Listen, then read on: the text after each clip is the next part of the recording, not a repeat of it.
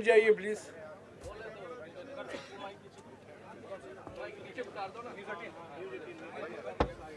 Ranjit ji just clear the back. Ravi just clear the back.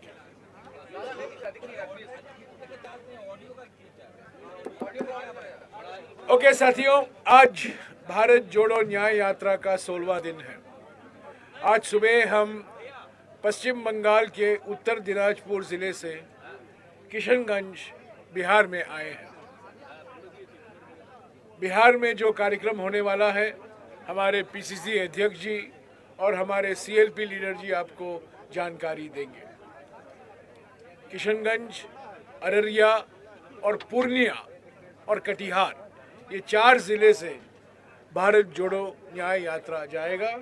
Purnia के जन rally के बारे में और जो कार्यक्रम प्लान किया गया है भारत जोड़ो यात्रा के समय बिहार में, उनकी जानकारी आपको हमारे पीसीसी अध्यक्ष जी और सीएलपी लीडर जी देंगे। मेरे साथ यहाँ के सांसद डॉक्टर साहब भी बैठे हुए हैं, एआईसीसी के प्रभारी बैठे हुए हैं और हमारे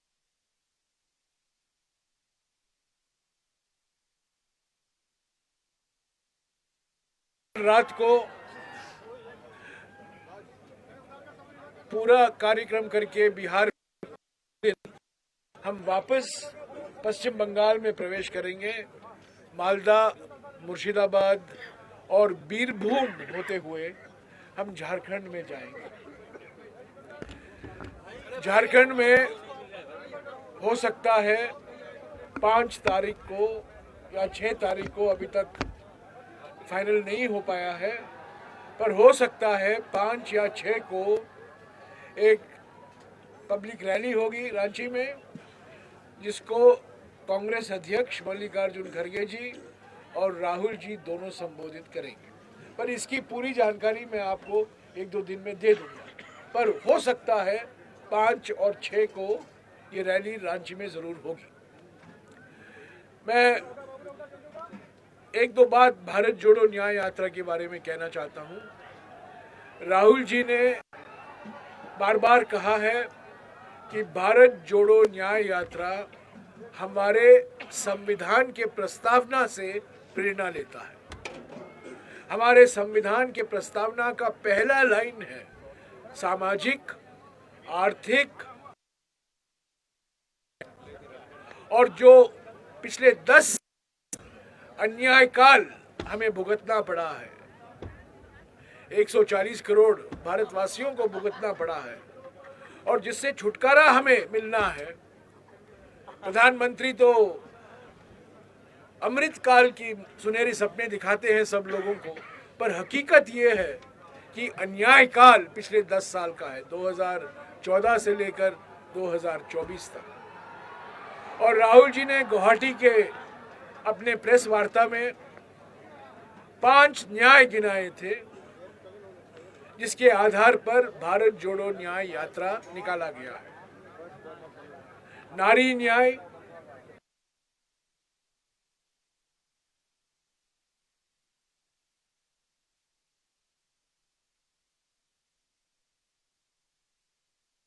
गंज में राहुल जी ने कुछ बात की है कि पहला कदम भागीदारी न्याय के लिए सामाजिक, आर्थिक, जाति जनगणना है। तो ये 5 न्याय कार्यक्रम है। और नारी न्याय में हम क्या करने वाले हैं, युवा न्याय के लिए हम क्या करने वाले हैं, श्रमिक न्याय के लिए हम क्या करने वाले हैं, किसान न्याय के लिए हम क्या करने वाले हैं, और भागीदारी न्याय को लेकर हम कैसे गारंटी देंगे, किस तरह की गारंटी देंगे, वो अगले 2-3 हफ्तों में अपने भाषणों में राहुल जी उसका जिक्र करते रहेंगे। पर ये 5 न्याय भारत जोड़ो न्याय यात्रा का एजेंडा है। पश्चिम बंगाल में हम शुरुआत 14 तारीख को हुआ था। मणिपुर, नागालैंड, अरुणाचल प्रदेश, असम, मेघालय, 12 दिन हम उत्तर पूर्वी राज्यों में रहे और सब जगह हमें भरपूर स्वागत मिला और हमें मैक्सिमम पब्लिसिटी, मैक्सिमम प्रचार हमको मिला असम में। और हमें असम के मुख्यमंत्री को शुक्रिया अदा करना है कि उन्होंने खूब प्रयास की सुबह से लेकर शाम तक हमें पब्लिसिटी देने के लिए। ऐसे तो लोग आए, सभी लोग आए, समाज के हर वर्ग आए राहुल जी का स्वागत करने के लिए, पर जो भारी पब्लिसिटी तो असम के को हमें बधाई देना हो। उसके बाद हम पश्चिम बंगाल में आए। पश्चिम बंगाल में कूच बिहार, जलपाईगुड़ी, अलीपुरद्वार, जलपाईगुड़ी, दार्जिलिंग, ये 4 जिले हमने कवर किया है। जलपाईगुड़ी में कल और सिलीगुड़ी में जो उत्साहजनक स्वागत मिला है राहुल जी को, भारत जोड़ो न्याय यात्रा को, मैं समझता हूं कभी देखने को पहले नहीं मिला है। हमारे जो टीएमसी के दोस्त हैं जलपाईगुड़ी में और सिलीगुड़ी में, हमारे पोस्टर निकाले, हमारे पोस्टर फाड़े, हमारे कार्यकर्ता बड़े नाराज हो गए, बड़े उत्तेजित हो गए, मुझे उनको शांत करना पड़ा। पर टीएमसी के प्रयासों के बावजूद जलपाईगुड़ी और सिलीगुड़ी में भी हमें भरपूर स्वागत मिला है और हम उम्मीद करते हैं कि ऐसा ही स्वागत मालदा, मुर्शिदाबाद और बीरभूम में भी मिलेगा, क्योंकि कोई शक्ति भारत जोड़ो न्याय यात्रा को रोक नहीं सकती। कोई भी कुछ प्रयास करे, हमारे पोस्टर फाड़े जाएं, लोगों को मना किया जाए आप सड़क पर मत आइए, रूट बदला जाए अंतिम क्षण में, ये सब चलते रहेंगे, पर भारत जोड़ो यात्रा पीछे हटने वाला नहीं है और जनता भारत जोड़ो न्याय यात्रा और खास तौर से राहुल जी को भरपूर स्वागत दे रहे हैं। अब मैं जानता हूं आपके में बहुत सारे सवाल हैं राष्ट्रीय राजनीति को लेकर, उसके बारे में मैं अलग से आपको जवाब दूंगा, पर पहले बिहार के कार्यक्रम के बारे में मैं अखिलेश जी से और शकील अहमद जी से संक्षिप्त में बोलने को कहूँगा और उसके बाद हमारे सांसद जी भी 2-3 मिनट बोलेंगे। ऐसे तो विस्तार से आदरणीय जयराम रमेश जी ने सब बातों को कह दिया है। बिहार में मुझे लगता है कि आज जिस तरह का ऐतिहासिक स्वागत और समर्थन इस न्याय यात्रा को मिला है, उसके लिए किशनगंज के सभी साथियों को हृदय से साधुवाद देता हूं, धन्यवाद करता हूं। जावेद भाई को धन्यवाद करता हूं, वहां के जो हमारे विधायक हैं इसरारुल साहब, इनको भी मैं धन्यवाद करता हूं और सभी साथियों को धन्यवाद करता हूं। और इसी तरह से लेके अभी जोकी होते हुए हम लोगों को अररिया पहुंचना है, जहां यादव कॉलेज में एक मंदिर जाएंगे और उसके बाद यादव कॉलेज में वहां रात को रुकेंगे। रास्ते भर, और मुझे जो जानकारी मिल रही है, जो वहाँ के कार्यकर्ता साथियों का लगातार फोन आ रहा है, कब आ रहे हैं, कब आ रहे हैं।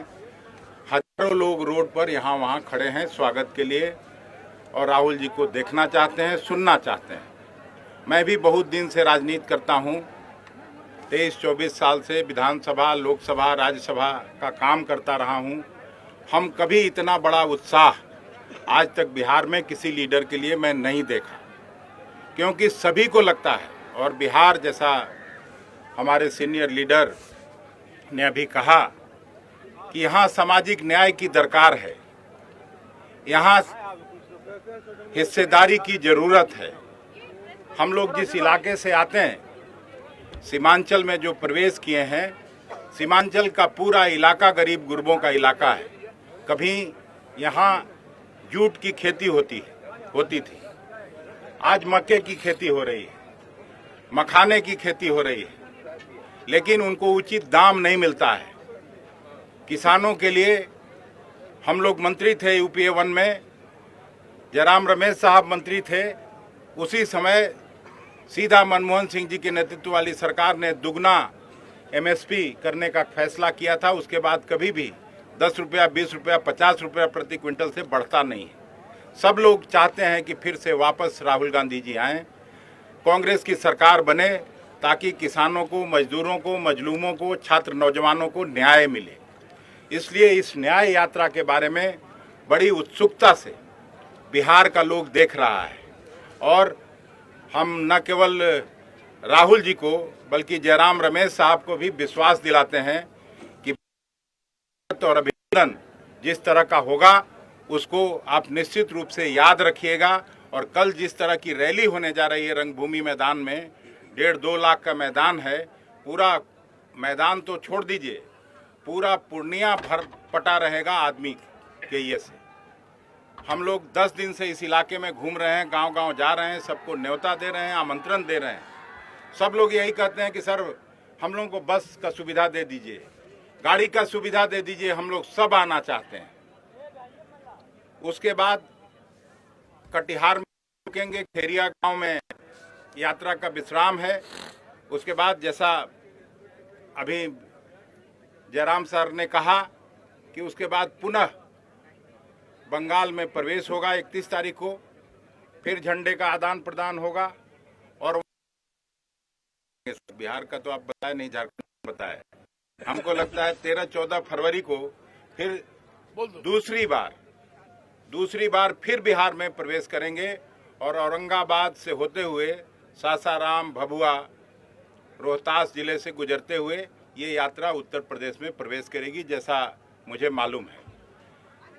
मैं आप सभी मित्रों का हृदय से धन्यवाद करता हूं कि मोदी जी के दबाव में मत आइएगा। इस यात्रा को भी आपका जगह मिलनी चाहिए, नहीं तो मैं जानता हूं कि इस दबाव में पत्रकार साथी भी काम करते हैं, लेकिन चूंकि ये सब आप सबों की भी लड़ाई है, आपको भी न्याय नहीं मिल रहा है, मैं जानता हूं। तो आपके भी न्याय की बात कांग्रेस पार्टी कर रही है, राहुल जी कर रहे हैं। और हम अब आग्रह करते हैं इसी इलाके से आने वाले, यहाँ लगातार सेवा करने वाले, इस इलाके में से दूसरी बार यहाँ के विधायक बने अपने भाई सदृश शकील खान साहब से कि ये भी आपको संबोधित करें। संक्षिप्त में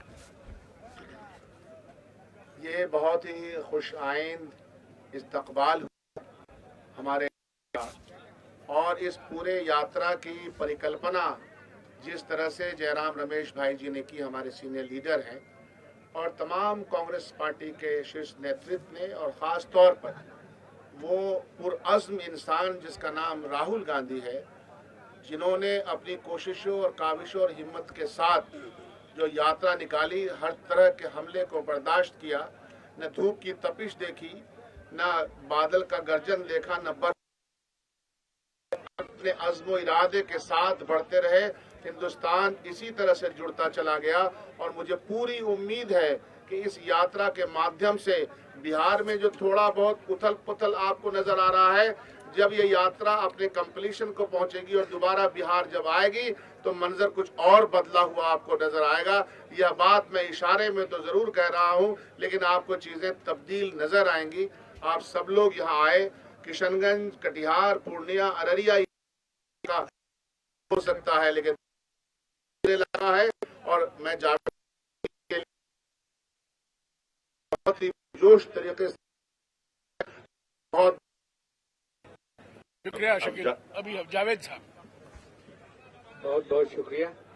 सबसे पहले तो मैं आदरणीय राहुल जी हमारे नेता का शुक्रिया अदा करना चाहता हूँ। इनका वाला हिंदी में ट्रांसलेट कभी कर दीजिए। हाँ, हिंदी वाला। बिहार में सबसे पहले हम लोग को मौका मिला, हमारे बगल में इदार साहब हैं, हमारे अध्यक्ष हैं और आरजेडी के हमारे एमएलए हैं। हम सब ने मिलके हर गांव में जानकारी दी और हमने देखा कि लाखों की तादाद में उनको वेलकम करने के लिए सड़कों पे लोग आए। हालांकि उसमें से कुछ लोगों को स्टेडियम भी जाना था, लेकिन सब लोग बिल्कुल अपना सामने देखना चाहते थे, तो ज़्यादातर लोग सड़क पे रहे।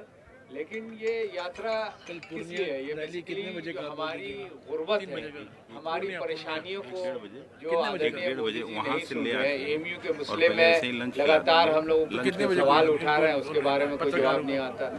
कटाई बरसात में हमारे सैकड़ों हजारों एकड़ कट जाते हैं, गांव कट जाते हैं, उसके बारे में कुछ नहीं कर रहे हैं। तो एक ही उम्मीद जो राहुल गांधी जी है और ये हमारी बात नहीं है, ये लोगों के दिल में ये बात है और इसका नतीजा हम लोग 2 महीने के बाद देख लेंगे।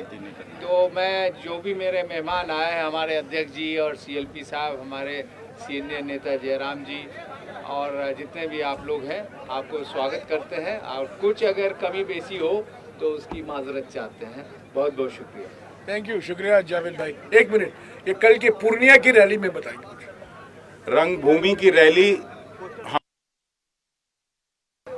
1:30 बजे चाहते हैं कि राहुल जी, जयराम सर, सब लोग और आदरणीय खड़गे साहब भी आ रहे हैं, वहाँ से दीपांकर भट्टाचार्य जी आ रहे हैं, माले के जो CPI ML के, और CPI CPM RJD सभी महागठबंधन के सभी साथियों को हम लोगों ने आमंत्रित किया है और सभी लोग उस रैली में शिरकत करेंगे, अपनी अपनी बात कहेंगे। आप सबों से भी गुजारिश है कि उस समय आके हम लोग कहें, ठीक लंच के बाद। 1 मिनट, आपके सवाल के पहले इजाज भाई, 2 यहाँ के विधायक। सबसे पहले मैं शुक्रिया अदा करता हूँ हमारे आदरणीय राहुल गांधी जी इस जगह कदम रखे। हम लोगों को ये खुशनसीबी है कि किशनगंज ऐसी जगह है जो कांग्रेस को हमेशा प्यार किया है। इसी का नतीजा ये हुआ, बिहार में सबसे पहले हम लोग हमारे यहाँ कदम रखा दिया। और मैं जनता की ओर से पूरे कांग्रेस परिवार को दिल की गहराई से शुक्रिया अदा करता हूँ और मुझे उम्मीद है जन सैलाब आपने देखा है, इसकी शुरुआत हुई है, इसको हम लोग 2024 तक मुकम्मल करने की कोशिश करेंगे। शुक्रिया एजाज भाई। हाँ जी, आपके सवाल। एक सवाल, एक पत्रकार एक सवाल। पहले राउंड में एक पत्रकार एक सवाल। आप जयेंद्र के माफिक मत होइए। हाँ, बोलिए। एक प्रश्न है जो आपने कहा कि पश्चिम बंगाल के बारे में, मालदा आप लोग जा रहे हैं 31 तारीख को, जहां पे राहुल जी का खाना खाने के बारे में सोचा गया है। राज्य सरकार का एक गेस्ट हाउस है, वहां पे डिस्ट्रिक्ट जिला, ऐसा ये जो आप जिस खातिरदारी की बात कर रहे थे, जो जलपाईगुड़ी से आप देख के आ रहे हैं, उन पे थोड़ा बोलना है कि अभी परसों है और 2 दिन बाकी है। 2 दिन में बहुत कुछ बदल सकता है। जो हमारा कार्यक्रम है उसी के मुताबिक हम चलेंगे और हमें पूरा विश्वास है हमें सहयोग मिलेगा प्रशासन से।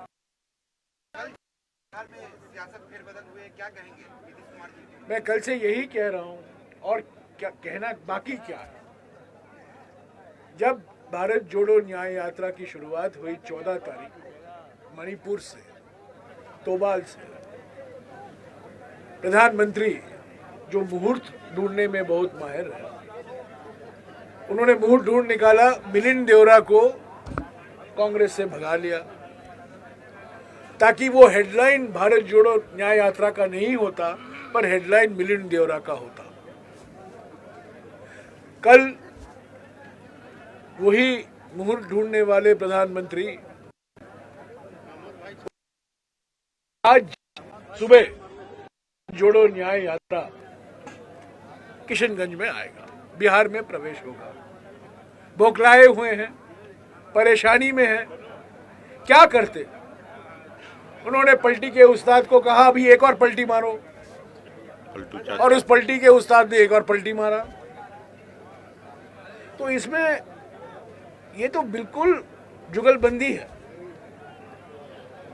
जो हमारे दिल्ली में बैठे हुए हैं झूठ के जगत गुरु और जो पटना में बैठे हुए हैं विश्वासघात के विशेषज्ञ, इन दोनों के बीच में ये तालमेल है, जुगलबंदी है। इससे 2 बातें मैं कहूंगा, इससे इंडिया गठबंधन पर कोई असर पड़ने वाला नहीं है। बहुत नेता इंडिया गठबंधन के अभी सांस ले रहे हैं कि बाप रे ये आदमी नहीं है, चला गया, अच्छा है। तो ये बात सही है कि 23 जून को पहली बैठक पटना में हुई थी, नीतीश कुमार जी ने ये बैठक बुलाई थी। उसके बाद 17 और 18 जुलाई को बेंगलुरु में बैठक हुई थी, वहां नीतीश कुमार जी मौजूद थे। उसके बाद 31 अगस्त और 1 सितंबर को मुंबई में बैठक हुआ, वहां भी नीतीश कुमार जी मौजूद थे। पर पिछले 2-3 महीने में क्या हुआ, हमें तो कुछ संकेत नहीं था। पर उनका व्यवहार जो था इन बैठकों में, ये हमें विश्वास दिलाने वाला व्यवहार नहीं था। तो जो हुआ है कल, भारत जोड़ो न्याय यात्रा पर इसका कोई असर पड़ने वाला नहीं है, इंडिया गठबंधन पर कोई असर होने वाला नहीं है। हालांकि एक जमाने में जिनकी छवि हुआ करती थी वो सुशासन के प्रतीक है, आज लोग कह रहे हैं आया कुमार गया कुमार पलटी के प्रतीक बन गए। तो इनको अभी सीरियसली गंभीरता से कोई नहीं लेगा। आज राहुल जी ने एक बात कही जिसका मैं जिक्र करना चाहता हूं। ये प्रधानमंत्री 2011 की जाति जनगणना, सामाजिक आर्थिक जनगणना जो मनमोहन सिंह जी सरकार के समय में किया गया था 2011 में, उसके नतीजे प्रकाशित नहीं किए गए हैं, जाति नतीजे। और सभी पार्टियों से, आरजेडी से, सीपीआईएमएल से, सीपीएम से, सीपीआई से, कांग्रेस पार्टी से, सभी लोगों ने मांग की प्रधानमंत्री से, संसद में, लोकसभा में, राज्यसभा में, जाति जनगणना कराइए, इसको अपडेट कराइए।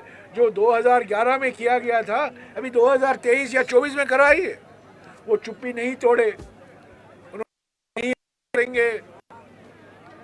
आज वो कहें, क्योंकि आज उनके एनडीए में वही व्यक्ति शामिल हुए हैं जिन्होंने बिहार में जाति जनगणना करवाया था।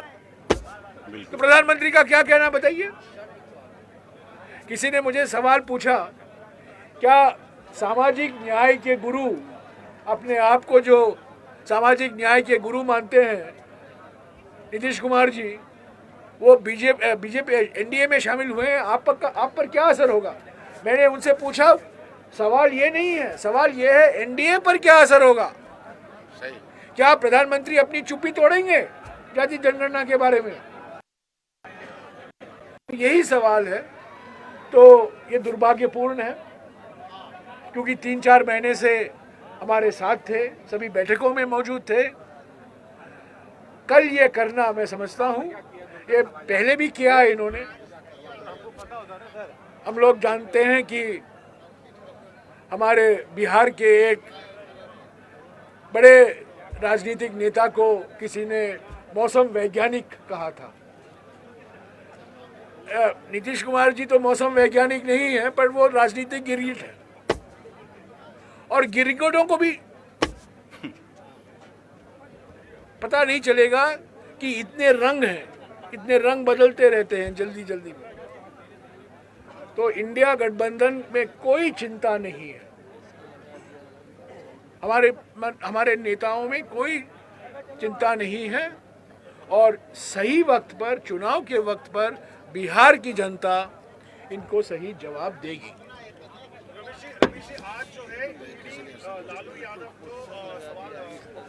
ये होना ही था,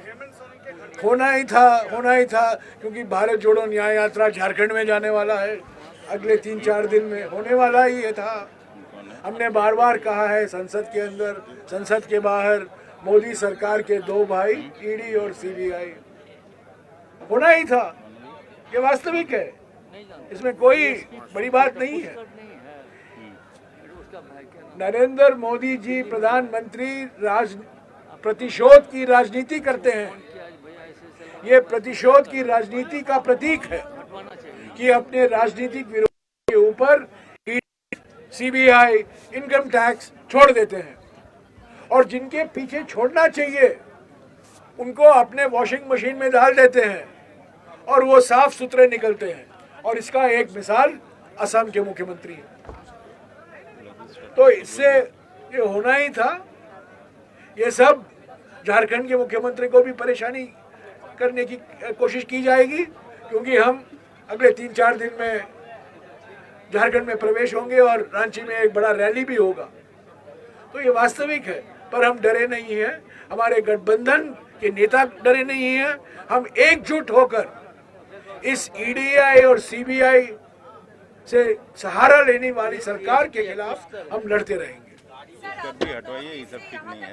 16वां दिन है आज, तो आपने कहा कि कुछ राज्यों में प्रॉब्लम हुई है, सबसे ज्यादा असम में हुई है, वेस्ट बंगाल ने कहा है। नहीं, मैंने देखिए असम में जो प्रॉब्लम हुए थे यहाँ पर था, पश्चिम बंगाल में थोड़े छोटे मोटे प्रॉब्लम हुए हैं। हमारे पोस्टर फाड़े गए हैं, कुछ लोगों को मना किया गया आप मत जाओ, ये सब हुआ है।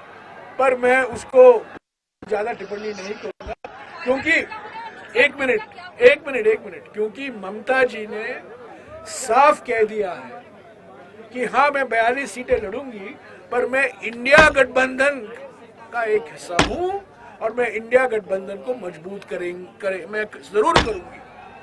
तो उसी भावना के साथ मैं ज्यादा कुछ नहीं कहूंगा। पश्चिम बंगाल में सिर्फ ये कहूंगा कि सिलीगुड़ी और जलपाईगुड़ी में हमें भरपूर स्वागत मिला है और हमारे संगठन में एक नई ऊर्जा और एक नई ताकत आई।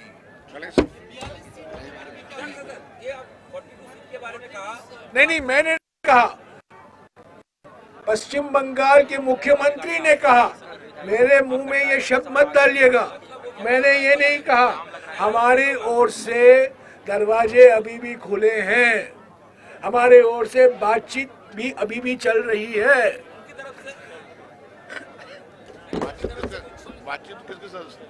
ताली बजाने के लिए 2 हाथों की जरूरत होती है, ठीक है? ये 42 मेरा नंबर नहीं है, ये उन्होंने कहा है। मैं उनके बयान को मैं दोहरा रहा हूँ। हम चाहते हैं कि इंडिया गठबंधन मजबूती से लड़े पश्चिम बंगाल में, और किसी भी गठबंधन में हर एक पार्टी को कुछ देना है, कुछ लेना है। देन लेन के आधार पर ही गठबंधन सफलतापूर्वक काम कर सकता है।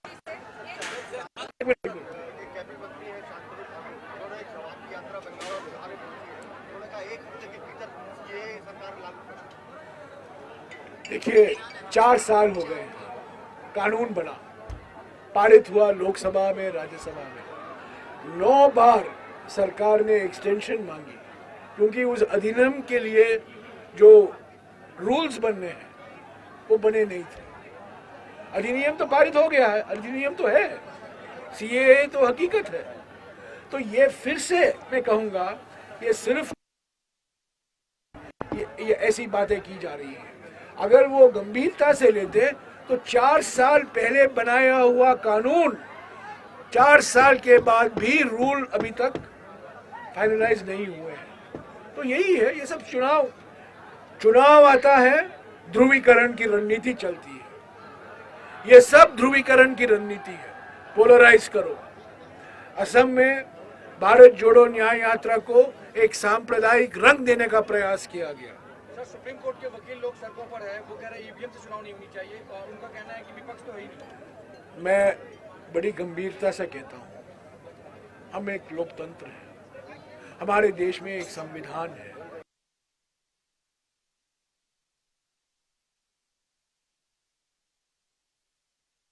स्वतंत्र संस्था के रूप में संवैधानिक दर्जा दिया गया है। हम मानकर चल रहे हैं कि इलेक्शन कमीशन एक निष्पक्ष संस्था है, पर अफसोस के साथ मुझे कहना पड़ता है कि 4 महीने से हम इलेक्शन कमिश्नर से मिल नहीं पाए हैं।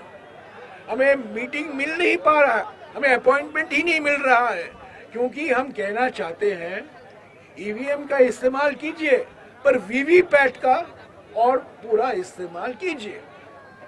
एक ही मांग है और बात मात्रा। पर अफसोस की बात है, 4 महीने हो गए, मैंने 4 खत लिखे हैं, हमें आज तक बैठक के लिए नहीं बुलाया गया है। और ये एक संवैधानिक संस्था, निष्पक्ष संस्था है, तो क्यों नहीं, हमें क्या डरे हुए हैं चुनाव आयोग, क्यों हमें मुलाकात के लिए नहीं बुलाते हैं? ये बताइए मुझे। अभी खड़ा निकलना है यार। लालू